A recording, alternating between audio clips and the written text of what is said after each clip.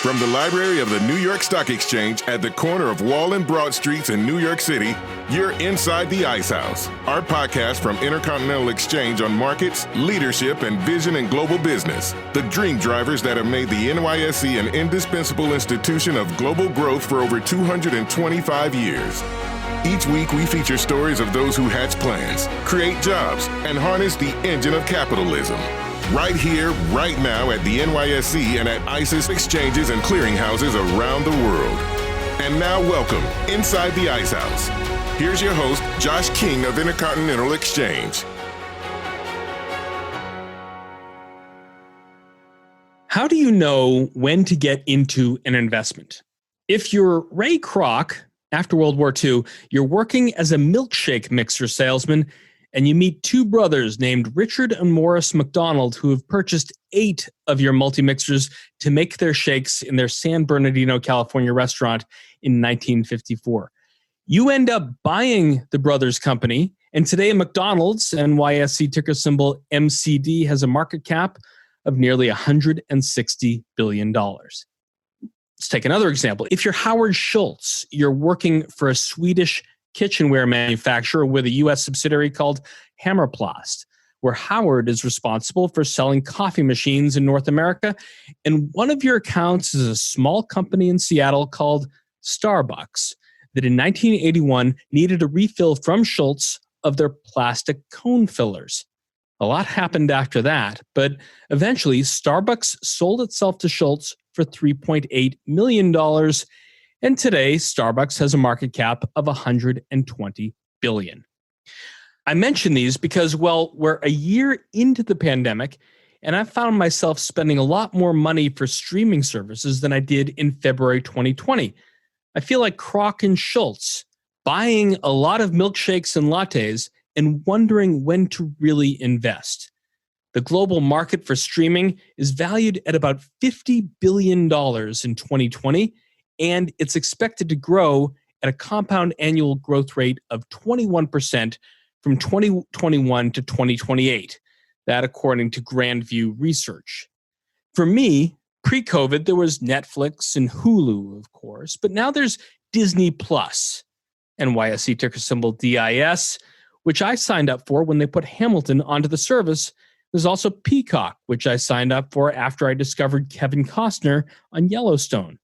And I should also mention Discovery Plus, which my friend, their COO, David Levy, just sent me a year of the service to test out. And yeah, David, I'm enjoying binging on Chip and Joanna as they remodel houses all over the planet on Fixer Upper.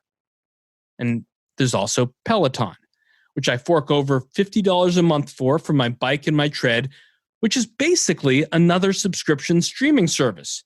But as my wife regularly criticizes me, I usually watch documentaries on yet another streaming service, HBO Max, out of one eye, while I'm trying to keep my eye on my aerobic output with Hannah Corbin on a 45-minute 70s disco ride with the other eye.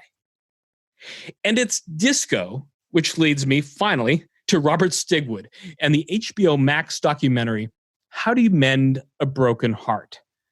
Stigwood, born on the Spencer Gulf of South Australia, knew a good investment when he saw one, or maybe three. 3 brothers, Morris, Robin, and Barry Gibb, also known as the Bee Gees, used their prodigious talent and R&B falsetto to vault from gigs and clubs and festivals around Sydney to international fame with their 1977 soundtrack for Saturday Night Fever, which sold more than 40 million copies worldwide. At last estimate, McDonald's, which officially stopped counting hamburgers sold in 1994 when they hit the 99 billion mark, is said to have sold more than 300 billion burgers by now. And how will that increase across the quick-serve restaurant continuum when plant-based burgers, sausages, and shakes fill their menus? Just as Robert Stigwood watched the 3 brothers Gibb sing in precise 3-part harmony in the mid-1960s and decided that they merited a long-term investment, how do you look at talent, evaluate trends, foresee the future, and make bets on your own intuition of what's ahead?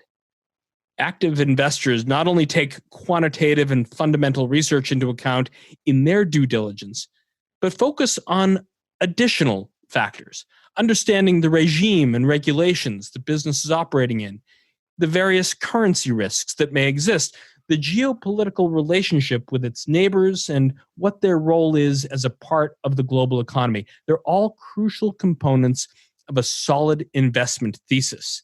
It's analogous to adding another dimension to a chessboard. Our guest today, Hamish Douglass, is Chairman and Chief Investment Officer of Magellan Financial Group, a top 100 Australian stock exchange-listed company that seeks to grow and safeguard the wealth of its clients by investing in companies across the globe and in Australia.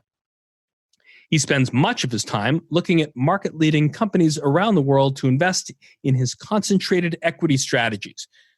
We'll ask Hamish about his story, Magellan's history, and what the investment landscape looks like from down under. Our conversation with Hamish Douglass is coming up right after this. Whether it's markets, exchanges, or networks, connection makes everything possible. The connection between data and technology, innovation and expertise, and most of all, between people and opportunity. For over 20 years, ICE has transformed markets, products, and processes to make things work better, faster, smarter. From modernizing energy and commodity trading to revolutionizing the bond markets. Whether it's the world's largest stock exchange or the dream of home ownership, we do more than see the big picture. We create it. You may not know our name, but we bet you know our network. ICE. Make the connection. Our guest today, Hamish Douglass, is Chairman and Chief Investment Officer of Magellan Financial Group, an Australian funds management firm that oversees more than 100 billion Australian dollars in global equity and infrastructure strategies for clients around the world. Hamish, welcome inside the Ice House. Josh, it's great to be with you, and what an introduction. So let's get this disclosure out of the way right at the top. You are an investor in Intercontinental Exchange, and while we're not going to talk about that much about that investment, do you think ICE's expansion into mortgage technology is akin to McDonald's introduction of the McPlant burger in 2021, always trying to stay one step ahead of the curve? Well, I'm probably a little bit more optimistic on ICE's step into the mortgage market. We are incredibly optimistic if we take a 10-year view on that. Obviously, in the shorter term, there are mortgage cycles, but what ICE is doing to digitalise that mortgage market in the United States, and then create a marketplace or an exchange, and then create data and a data business off the back of that, it's an enormous opportunity. And the nature of those businesses, when they form, they get to near monopoly type positions, maybe an oligopoly, but very concentrated. I'm not sure the plant-based burger market's going to be a monopoly. McDonald's, which we have an investment in, by the way, we should disclose that, and we're huge fans. But I don't think plant-based burgers is going to sort of get the returns on capital that you're going to get out of maybe the mortgage market in the digitalising the mortgage market. But both are very interesting. But there are lots of people who are going to have plant-based burgers. McDonald's is much more about its brand and distribution rather than just putting plant-based burgers out there. But let's see where plant-based burgers go in the medium term. I read a recent interview of yours, a lunch interview over a burger at Mackey's. Is that still one of your favorite haunts, or do you just do that for your media interviews? No, McDonald's is actually one of my favourite haunts. I go there frequently. But also we've got investments in others. I must mention Starbucks as well. So I'm travelling. I have to go to some Starbucks stores. Kevin Johnson would be very disappointed if we didn't. Yum Brands, we own over 6% of the company. And of course, they own KFC, Pizza Hut and Taco Bell. And Magellan Financial Group has just bought a stake in a Mexican fast food chain in Australia called Guzman and Gomez. So you may in Australia, it competes for my time. I may be getting a few burritos and a few Big Macs and maybe a coffee from Starbucks, but I frequent them all. I mean, if you think of the journey that Kevin Johnson has been over the past 12 months, Guzman and Gomez, and also all the restaurants of Yum Brands, what's been your takeaway about how their management teams and their frontline workers have adapted to serving customers in a pandemic state? I think across the board, these companies have been absolutely remarkable and probably exceeded my expectations. And really, I think what they've done is they've enabled digital engagement with the customers. They've engaged at scale in a digital way, which is contactless, both for ordering, whether you do it via delivery through the delivery platforms, or pick up curbside or drive-through pickup. To do that at scale and to move your business from 10% sort of digital to sort of 30% plus digital in a 12-month period has been extraordinary. A lot of the food courts in these restaurants, their dining areas have been closed, yet they've recaptured a lot of their sales via digital engagement. And in your introduction, you were talking about digital engagement in streaming and other things. But for restaurants to turn a physical experience into a digital experience at scale has been truly remarkable at the speed at which they've been able to do this. As part of your end-of-year strategy for Magellan's MFG Global Equity Portfolio, notice 28% of the total strategy assets of the $44 billion is focused on the internet and the e-commerce sector. Does your research show an uptick in people like me binging on the Bee Gees on HBO Max while I notch up another 45-minute class in my Peloton? Yeah, well, obviously e-commerce and technology and digitalization has been a very big part of what we've been doing for many, many years. We've had very long-term positions in Visa and MasterCard, which we've made an enormous amount of money. And if you think about what the world is digitalizing, it was physical cash. We're moving out of physical cash into digital transaction. COVID has actually been an acceleration, particularly in the United States, from people using cash to now tap and go. People don't want to actually touch the cash. You talk about streaming services. There's been an acceleration in streaming services. As you said in your introduction, people have been locked down, and it's accelerating the switch around your pay television bundle, where that's now getting unbundled, and people are creating their own streaming bundles, the same as the digitalization of the music world was happening before this. It's happening all over society at the moment, and identifying where those trends are happening, who the leading players are going to be, forecasting how you think the industry is going to play it out. There are some industries where things will get digitalized, but it's very hard to work out that there are going to be great economic returns. There'll be lots and lots of players. So just because an industry is changing, the airline industry is a classic. You know, if you went back to Kitty Hawk when the first plane flew and you wanted to put all your money into airlines over that period, I think in aggregate, all airlines have never turned a dollar. They've actually lost money in aggregate over their whole history. So just because there's going to be a lot of growth and a lot of digitalization, you need to be very careful that you understand the business models and you get in businesses that are going to earn great profits and returns on their capital over time.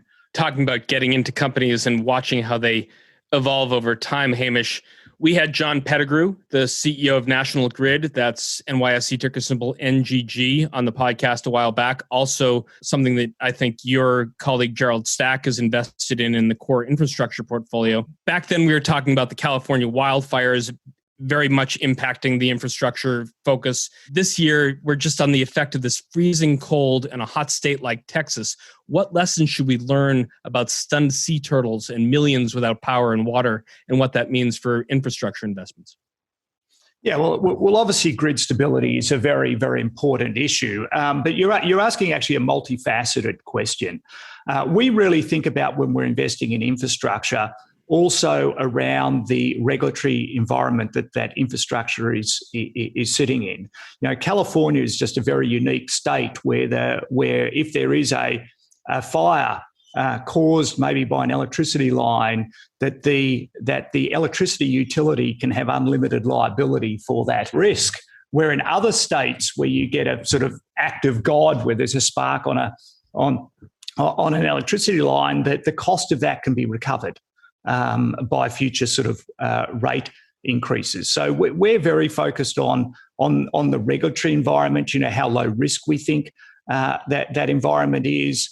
The grid stability risk is really around sort of public policy around that. Obviously, Texas wasn't foreseeing this type of event that would happen. I suspect there's going to be large investments in their grid moving forward as the owners of utilities. Increased investments are actually a very positive factor, but they're going to have to invest more money, and they're going to have to look at how that gets paid for. Is it going to be the ratepayers, or are there going to be tax subsidies or other issues to help paying for that investment? And of course, depending on how that investment is allowed would affect how we would view the utilities in those regions.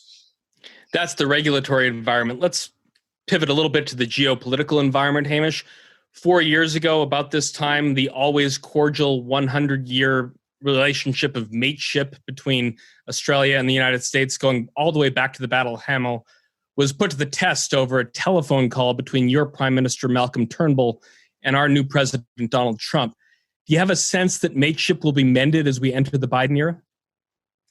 Look, I do think we're in a new world. I think that the chance of Australia and the United States having a phone call like that with President Biden, I think is a very, very low probability. We've been allies for probably one of the strongest allied relationships of anyone with the United States. Maybe the UK and Canada would be up there. I think we're the only nation who's fought alongside the United States in every war of the 20th century. I think we're the only ones who have stood side by side with the United States. I think in the end, when President Trump had these facts pointed out, he actually reversed course, and we were one of the few nations, even after that initial thing where Trump was kind of roughing up every sort of ally, Australia then got on the right side, because I think even Trump valued the long-standing nature of the relationship. But do we think President Biden is going to in any ways jeopardise the relationship between Australia and the United States or any of its key allies?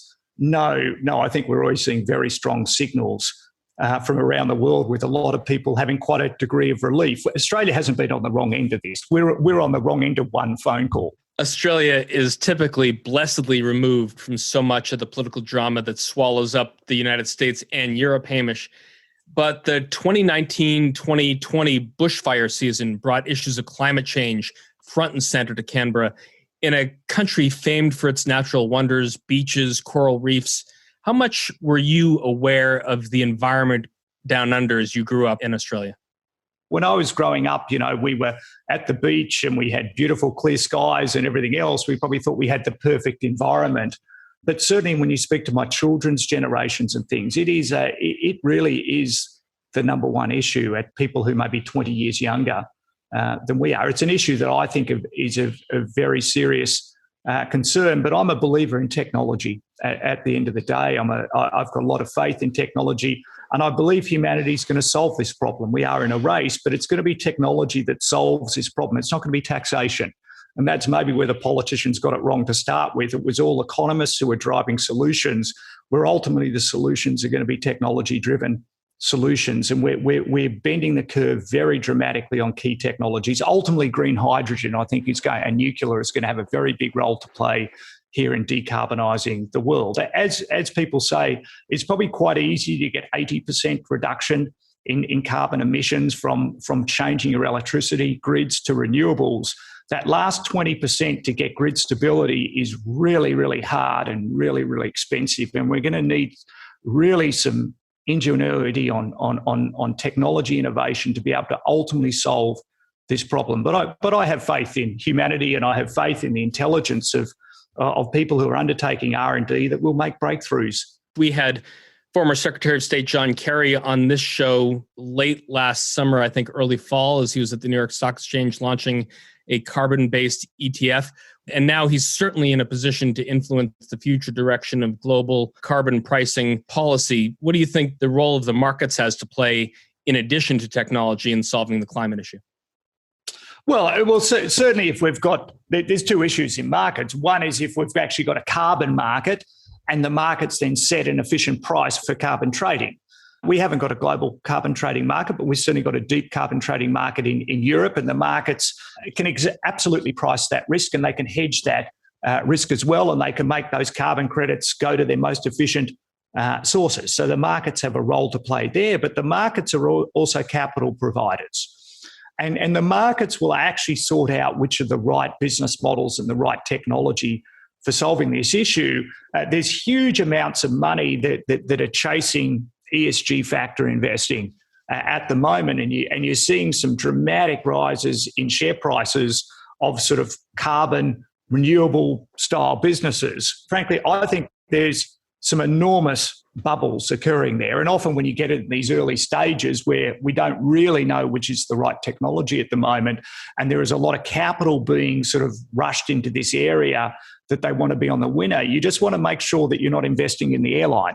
You want to buy the television network, the next television network that's going to be developed. But at the moment, the markets, I would say, because it's still early stage in the developments, aren't distinguishing between the businesses that are truly going to be the winners and where the fat investing is. And, Benjamin Graham, who wrote The Intelligent Investor, said, in the short term, the market is a voting machine, and in the long term, it's a weighing machine. And there are going to be people who make very good money in this area, and there are people who are going to lose a lot of money in this area. Our job is to distinguish between the winners and losers and not get caught up in the short-term speculation.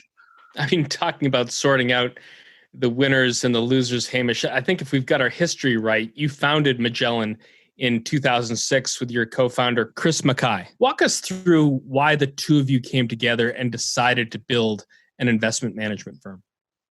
Yeah, well, this is actually a very interesting story, Josh. I left university in 1990 and I joined a firm called Schroders, which was a UK investment banking firm that had a business in Australia. And I was very fortunate. I joined on exactly the same day as a gentleman, Chris Mackay. We had a lunch with the two chief executives. He was older than I am. He came from a previous career. And then I was very fortunate. I sat next to him and we were in the investment banking division, which is sort of the M&A division of Schroders in early days. And in the first week, Chris put 20 years of Berkshire Hathaway reports on my desk. And I'd never heard of Warren Buffett.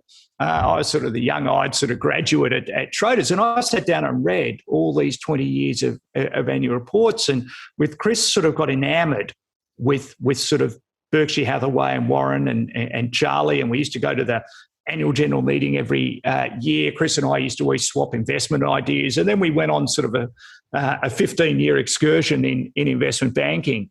And Chris had stepped down in 2005. He was chairman and chief executive of UBS in Australia and New Zealand, and he just wanted to invest. And I said to him in the beginning of 2006, Chris, why don't we set up an asset management firm and do what we've always talked about? So we kind of went on a journey for 15 years, seeing Berkshire Hathaway, and after a 15-year career in investment banking, finally took the plunge, and we set Magellan Financial Group up. But it was after a long-term relationship that Chris and I had. We'd actually gone to separate firms.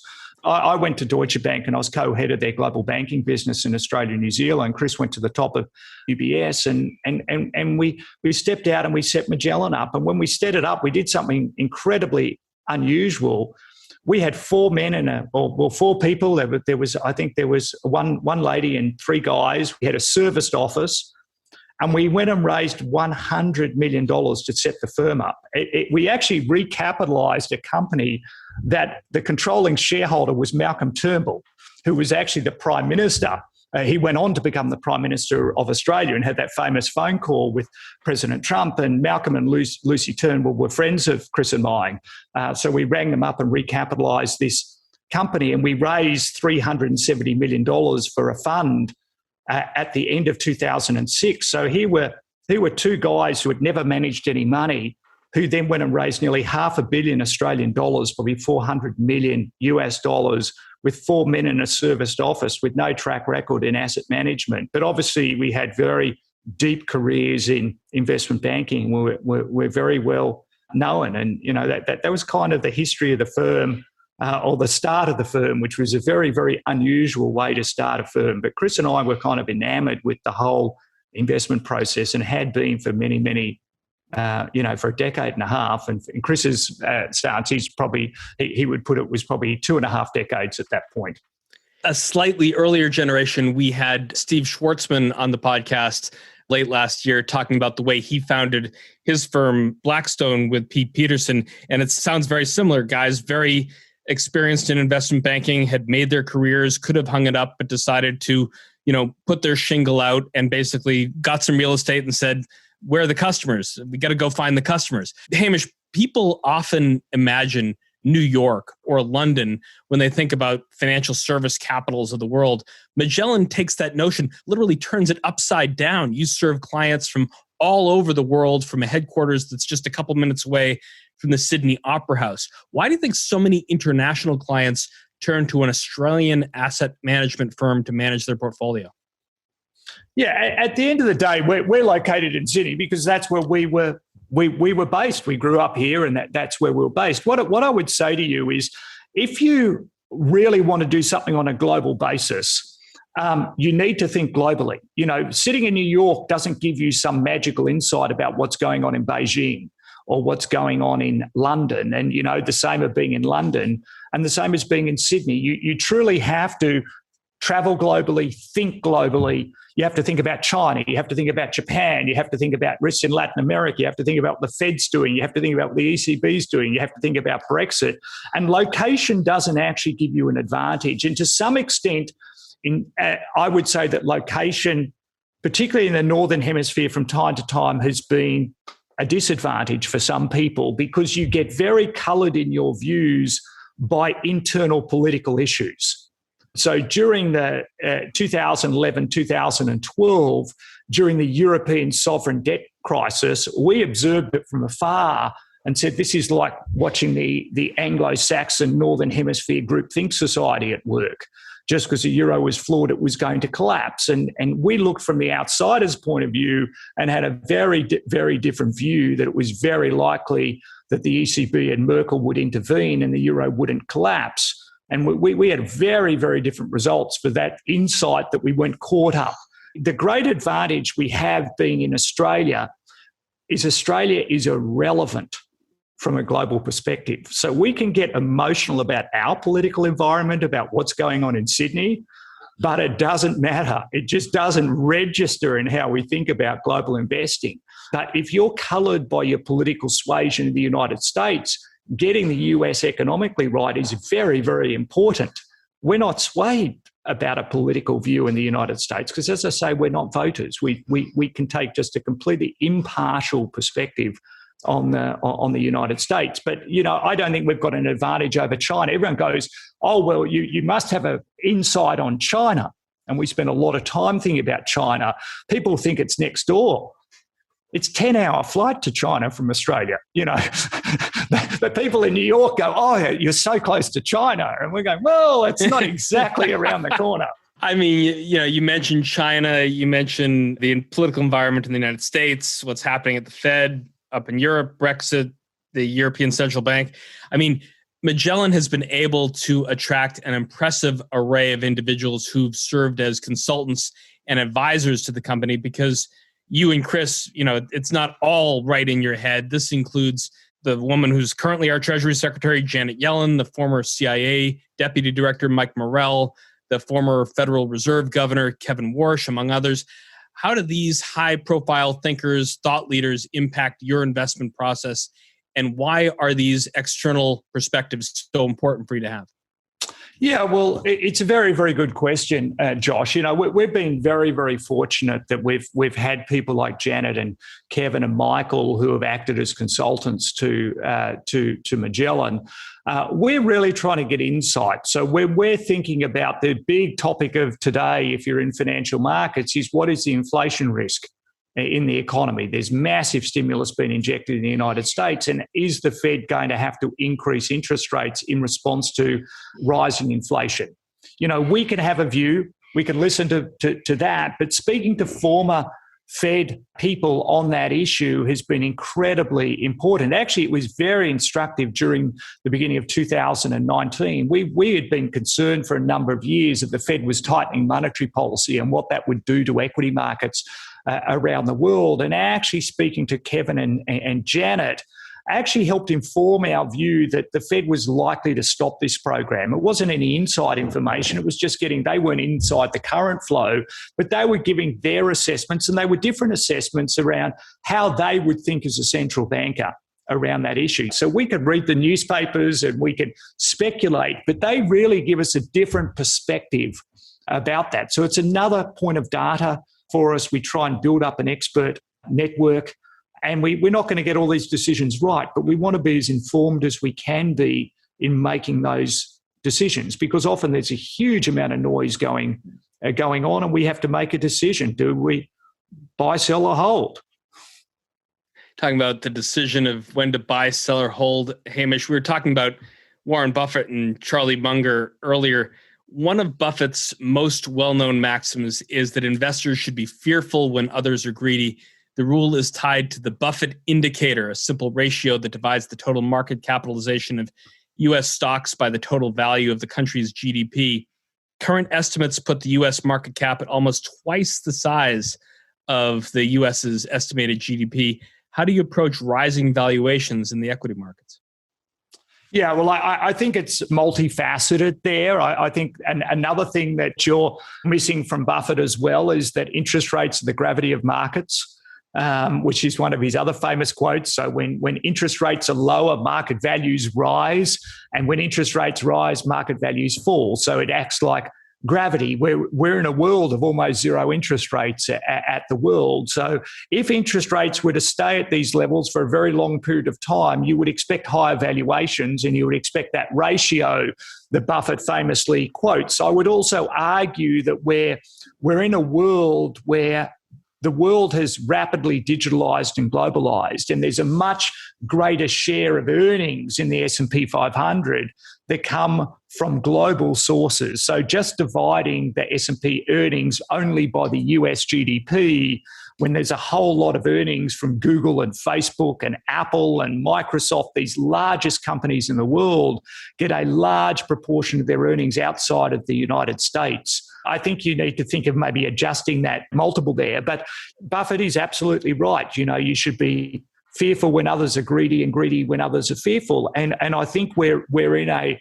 period of time of absolute euphoria at the moment. You know, we have Bitcoin, and it changes on a daily basis. I think it was down 9%. I don't know where you put this out, and Janet Yellen made a few comments yesterday. But it's kind of $1 trillion of value sitting in Bitcoin, of something that has no intrinsic value at all, that promotes illicit trade in goods, that consumes enormous amounts of electricity.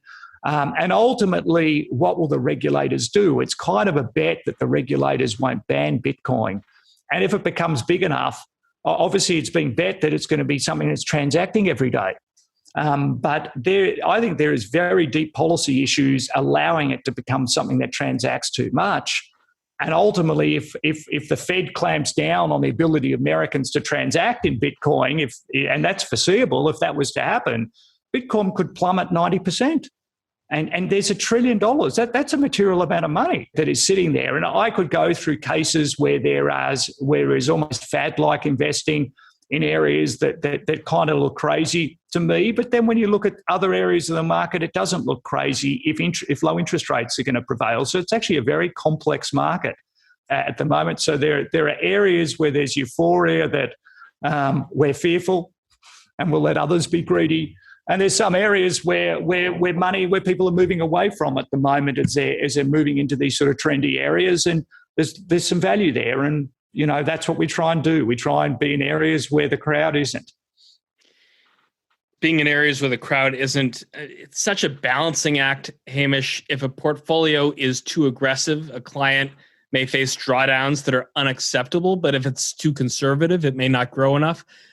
Your Magellan Global Equity strategy boasts an impressive long-term upside-downside capture, with the 10-year numbers showing 100% upside capture and only 40% downside risk. How do you think about protecting capital and risk management in that environment? The statistics we've had of capturing 100% of the upside and exposing to 40 to 50% of the downside are quite remarkable statistics. And it's very focused on our risk management here. We're running a strategy, and I don't want to confuse people here, that in broad sense, it runs about 80% of the market's risk. We actually run two different portfolios in the one strategy. We actually run a defensive portfolio that may own things like McDonald's and utilities and consumer staples and hold some cash.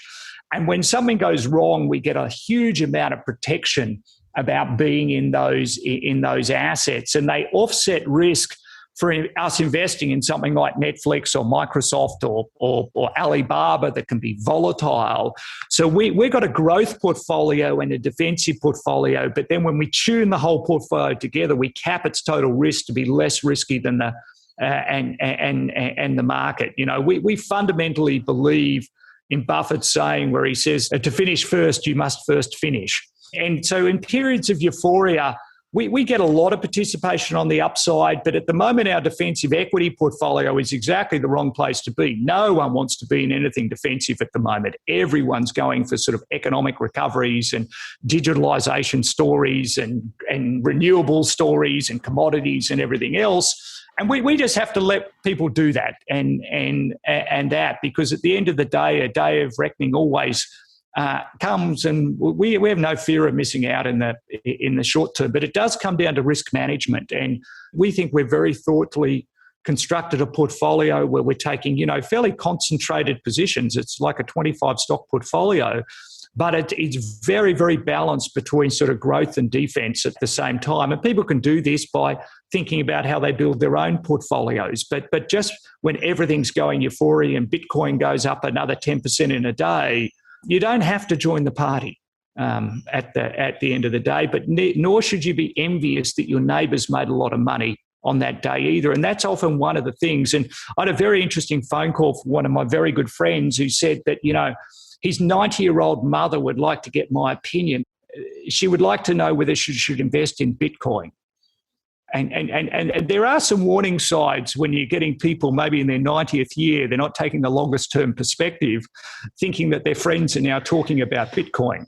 After the break, Hamish Douglass and I will talk deeper about Magellan's approach to investing, discuss some of the trends and issues that are shaping our world today, and learn what's in store for the future. That's all coming up right after this.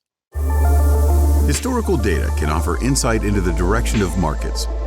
Yet data processing, collection, and storage can be challenging and costly. To simplify your data access needs and help find efficiencies, we launched ICE Data Vault, a cloud-based platform that enables you to access tick history for global exchanges, as well as our proprietary data, sourced from our real-time feed. Backtest your trading strategies to assess performance and viability, conduct transaction cost analysis, and support compliance requirements.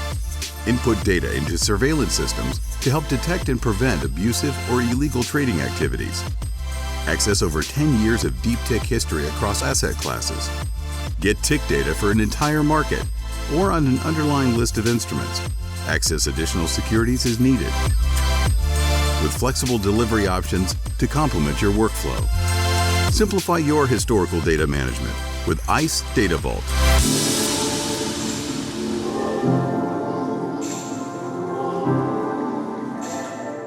Welcome back. Before the break, we were talking with Hamish Douglass, the Chairman and Chief Investment Officer of Magellan Financial Group. He and I were discussing his background, the history of the firm, and its approach to investing. Hamish, Australia begins its COVID-19 vaccine rollout this week with frontline healthcare workers and senior citizens, like that 90-year-old mom being the first in line to receive the jab. In a recent portfolio update, you highlighted some of the things that you're keeping your eye on that could hurt the virus efficacy and also potentially pose a risk to robust recovery in capital markets. What should market participants be looking out for, and what are the threats that are worth examining more closely?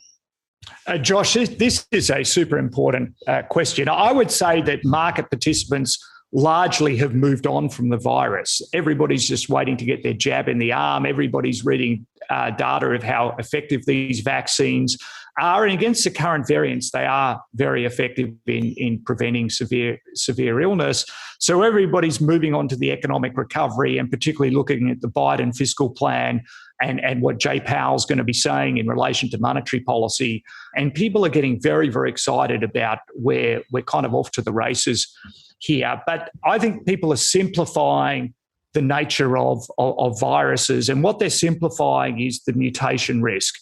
here on the virus. And I would say we read a lot of scientific papers, and just like we have advisors on monetary policy and we have advisors on China and geopolitical risk, we reach out to a lot of people on the scientific side during this pandemic. And what I would describe to you is that the vaccines are like a massive combination lock. So the vaccines have mapped the whole spike protein, and what it's done is created an enormous amount of antibodies and other immune responses. And what the virus does is that to replicate the virus, it copies itself, and every now and then when it copies itself, it makes an error. And a lot of these errors completely don't mean anything at all, but every now and then one of these errors in copying unlocks one of the combinations of the antibodies that are being produced. It effectively gets around part of the defense here. And this is just a random place in nature. And the risk is that you get enough mutations where there's something called an escape mutant, that the whole lock gets unlocked and the current vaccines are rendered ineffective. And there's two studies I would just like to say that most people have never read, and I think most people in the markets have never read because they've moved on.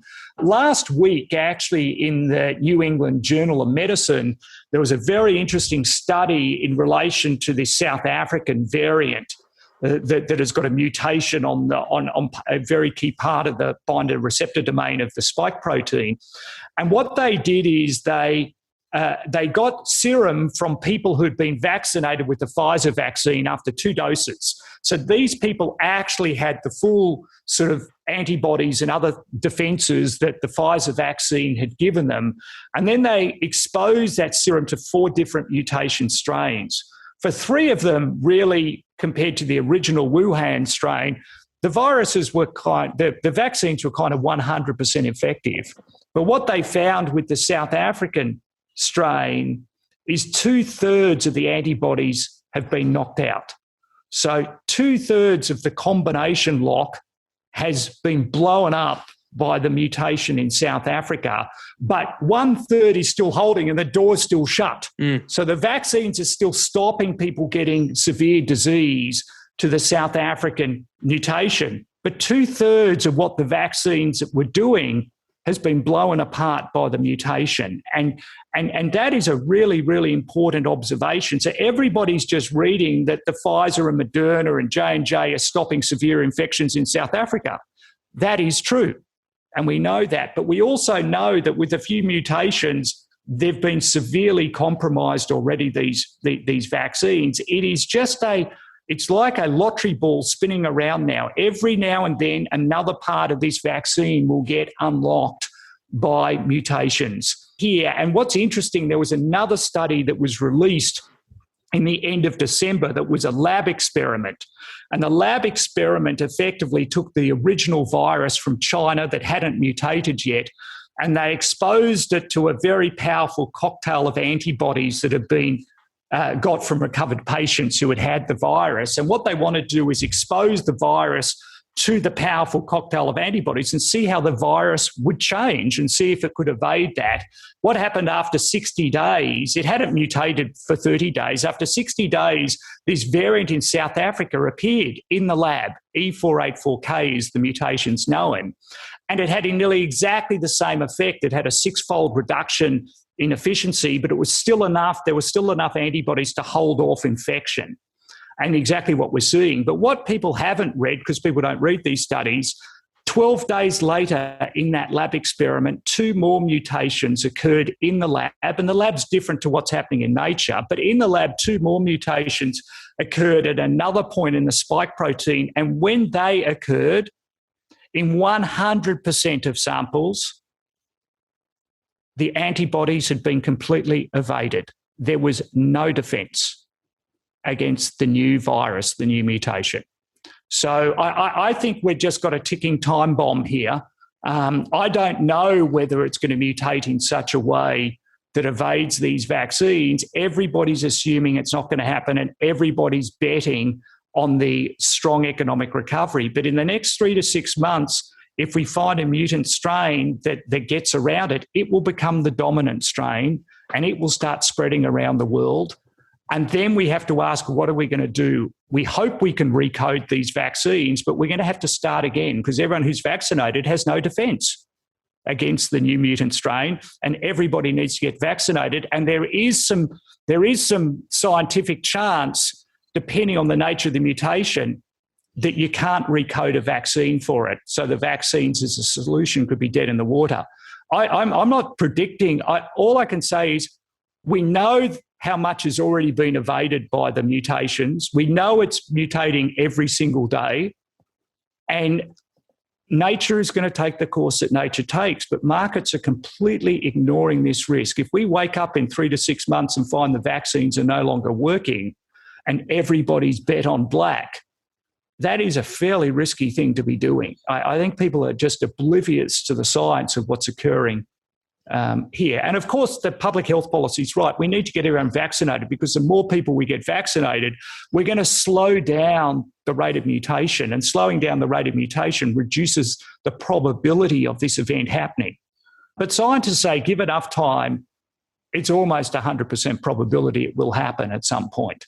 But we hope that it's very, very contained at that point, and therefore you can contain the virus that mutates and make it a very localized issue. So I just think people are oblivious to the virus risk at the moment. We assumed it's all over. We're just waiting to get the jab in our arms. Yeah. Everybody's now focused on just getting vaccinated, and therefore this is all over.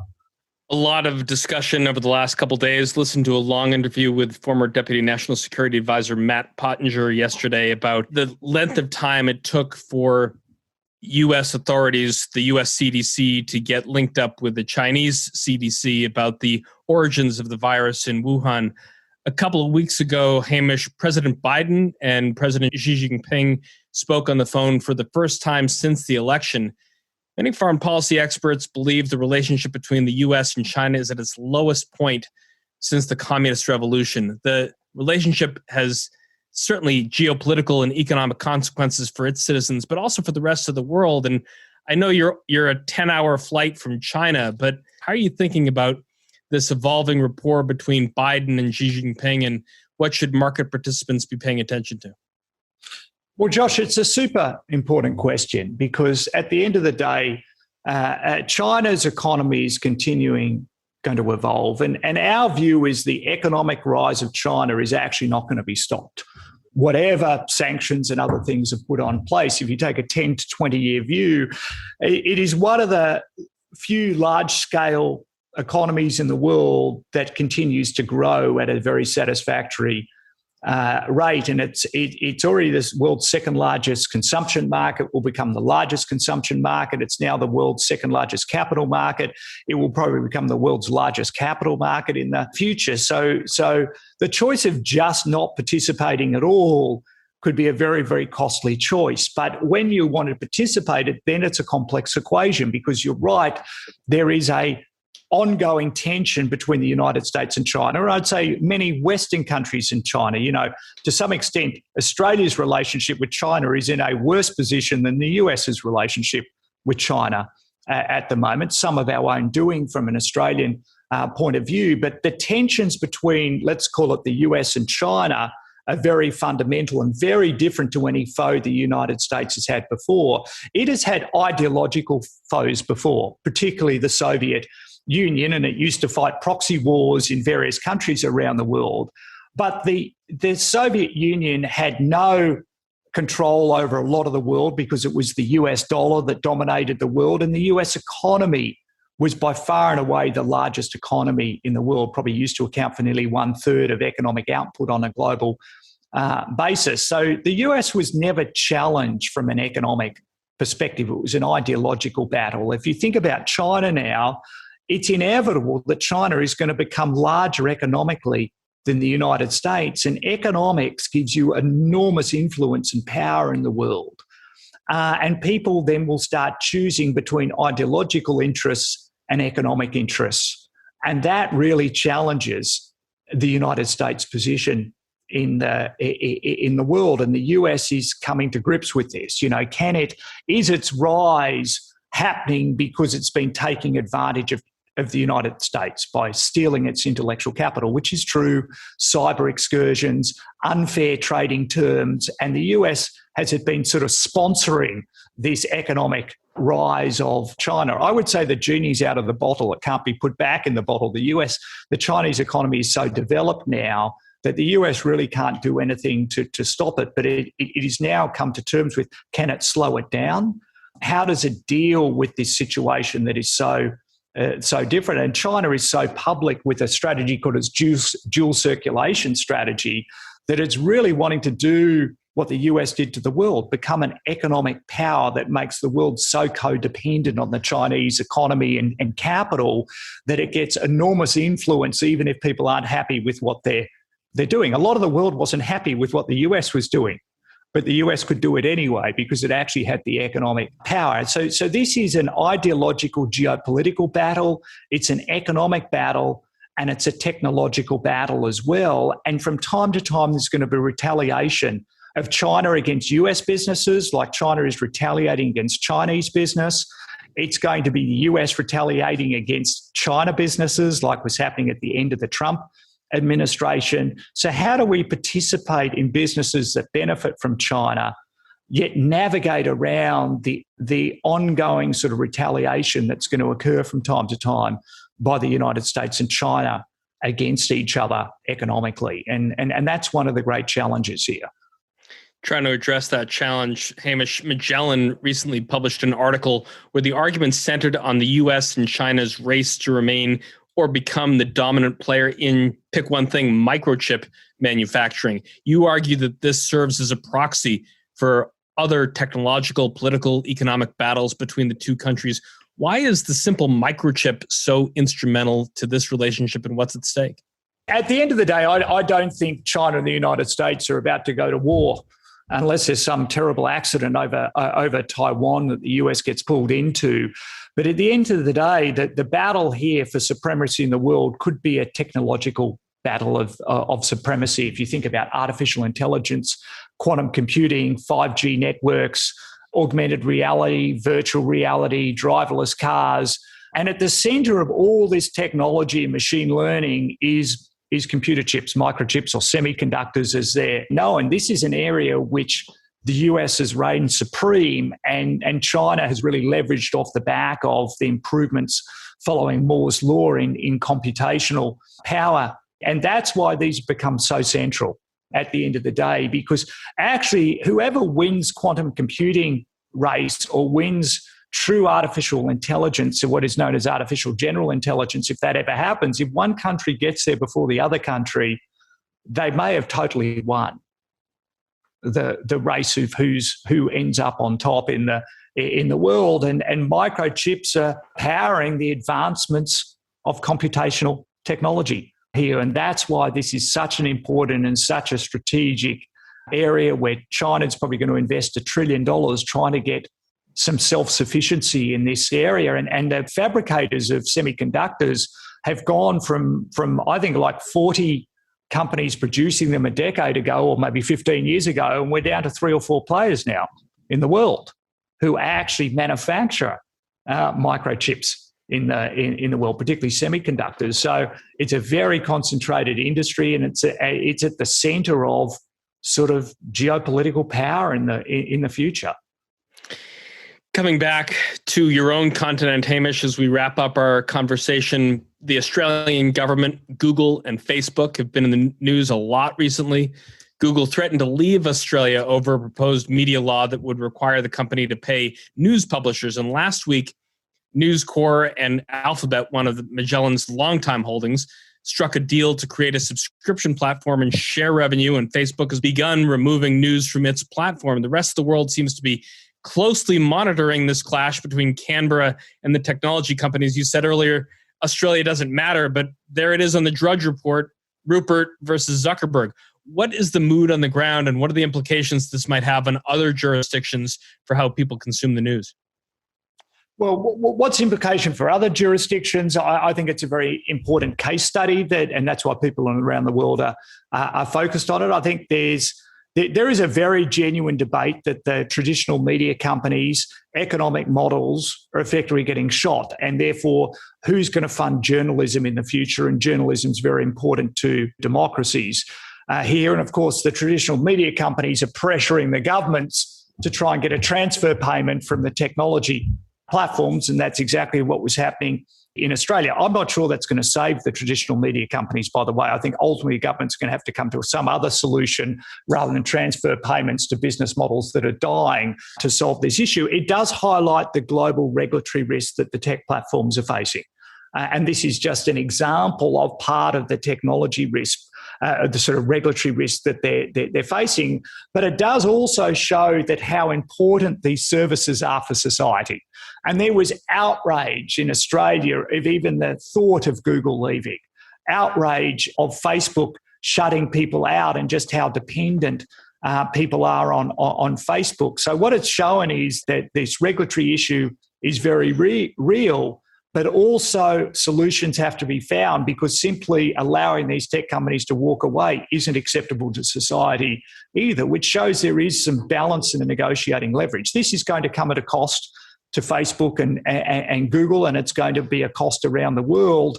But I don't think it's a death to their business models. It's going to clip their wings. Some of their economic rent is going to be paid back to society for journalism. Whether other countries decide that Rupert Murdoch needs to be subsidised, or whoever the other media proprietor is in other Western countries, is really a political question. There are other ways of solving this journalism question. And I would say Facebook and Google are very acutely aware, and this is probably put it, that they probably have to be more proactive on a global basis to helping solve this issue of journalism in democracies, that it needs to be funded. And that's a very, very important public policy issue. I don't fully agree with how our government has approached that public policy issue, but I agree with the public policy issue that journalism in democracies needs to be funded and supported.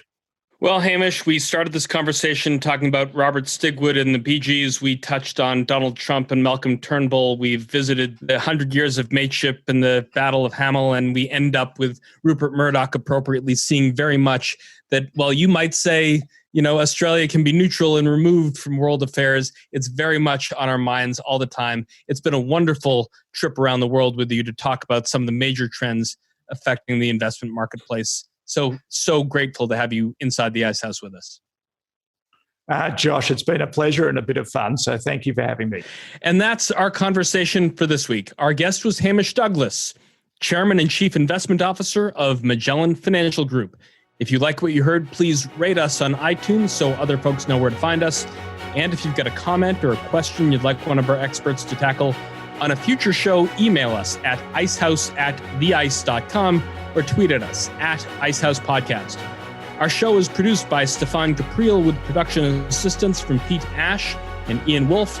I'm Josh King, your host, signing off from the Library of the New York Stock Exchange.